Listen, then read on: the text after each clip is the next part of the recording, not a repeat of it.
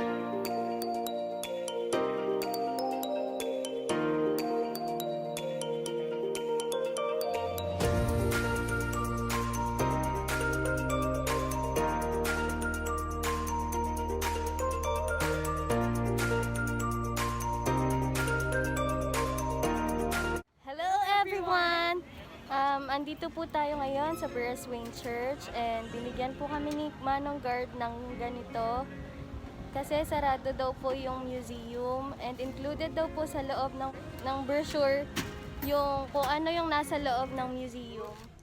The Wing Church historical landmark is composed of the church and the adjoining convent. The original church burned down in 1884 and was rebuilt the following year by Father Juan Heron, OSA.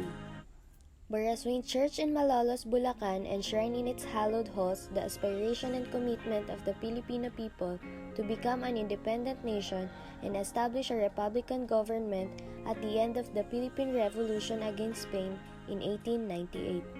Three significant events in Philippine history occurred in the church.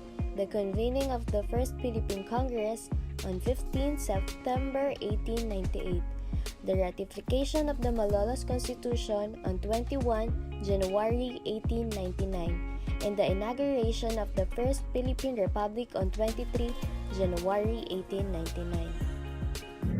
The Wing Museum, an interactive gallery beside the church, houses historical and cultural artifacts from the 1800s. There are documents and memorabilia from the aforementioned historical events. The most remarkable ones are a glass engraving of the newspaper El Heraldo de la Revolution and an exhibit of the Philippine Constitution.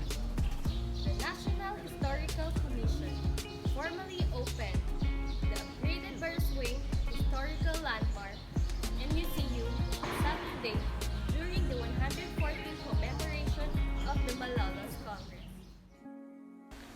The Museo ng Republika ng 1899, housed in the historical landmark, has 5 galleries. Gallery 1, Sigaw ng Kalayaan, features the numerous uprising launched by Filipinos against their Spanish colonizers. Gallery 2, Watawat ng Kalayaan narrates the events that occurred during the Pact of Biak na Bato until the Declaration of Philippine Independence. Gallery 3, Pagtindig ng Republika centers on the establishment of the Malolos Congress and the drafting of the constitutions. Gallery 4, Saligang Batas at Pinunong Kinatawan highlights the Malolos Constitution and its proponents. Gallery 5, Pagtatanggol sa Republika features the threat posed by the American colonizers to the new republic. Ang Wing Church ay located sa San Gabriel, Malolos, Bulacan. Ang museum schedule ay closed ng Monday at open siya ng Tuesday to Sunday from 8 a.m. to 4 p.m. Tapos, pwede nyo silang i-email sa burswingmuseum@gmail.com.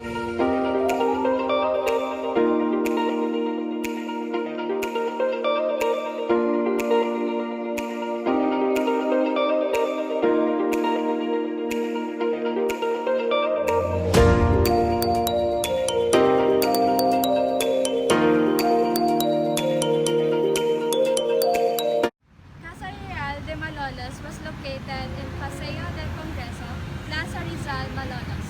It was built in 1850. Casa Real served as the National Museum and National Printing Press during the First Philippine Republic.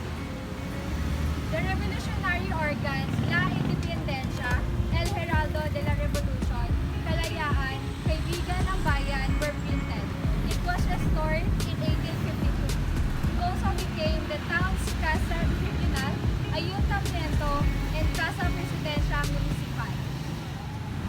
At present, the building which was restored to its original form through the efforts of the First Lady Imelda R. Marcos and the efforts of the constituents of Malolos, headed by the Minister Jesus Sancha, Mayor Puficacio C. Reyes, is under management of the National Historical Commission. These now serve as a museum that keeps the remembrance of Malolos in the First Republic. The memorabilia of General Emilio Aguinaldo are also found here.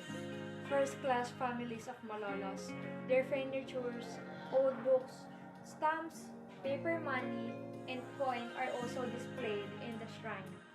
The significance of this building as part of the golden history of Malolos was maintained when President Diosdado Macapagal declared the building as National Shrine on October 4, 1965 through Presidential Decree number 173.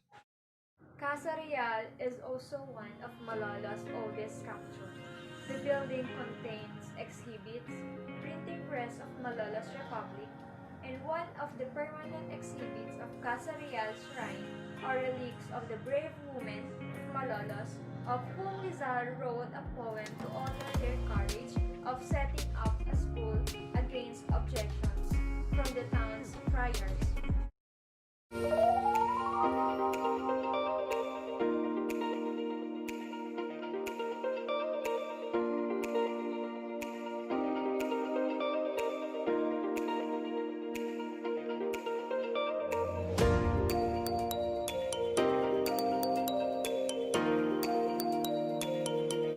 The National Museum of the Philippines is a government-sponsored organization that operates a diverse collection of ethnographic, anthropological, archaeological, and artistic artifacts.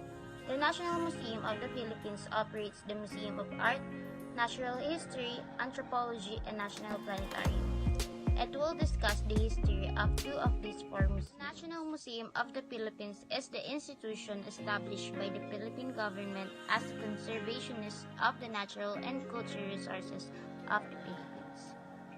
The building is located next to Liwasang Rizal near Intramuros, Manila City. Its collection includes tapayan sa Manunggul, Juan Lunas Polilarium, and items recovered from the drifting San Diego Galleon. The purpose of the museum is to increase the knowledge of each Filipino-owned culture and nationalism through its collection and projects on science, education, and culture. It was founded in 1901 as a museum of ethnography and the study of nature, and over the years was placed in a building designed in 1918 by Daniel Burnham, the former Old Congress Building, which is still the central building of the museum. The museum connection to the arts and sciences have expanded over the years, so now the collection and offices of the arts and sciences are in the old building, while the collections and offices of archaeology and anthropology are in another building nearby, the former building of the Department of Finance in the Rotunda of Agripina in Lawasang, Rizal, now called the National Museum of the Philippines. The former building is housed in the Department of Finance. It also contains the devastation of San Diego, ancient artifacts, and zoology divisions. The building was designed by Ralph Harrington Joan and Antonio Toledo, his staff. It was started in 1918 but stopped several times due to lack of funds. When the legislature decided to use it, the plan for the building was passed to Juan Arellano.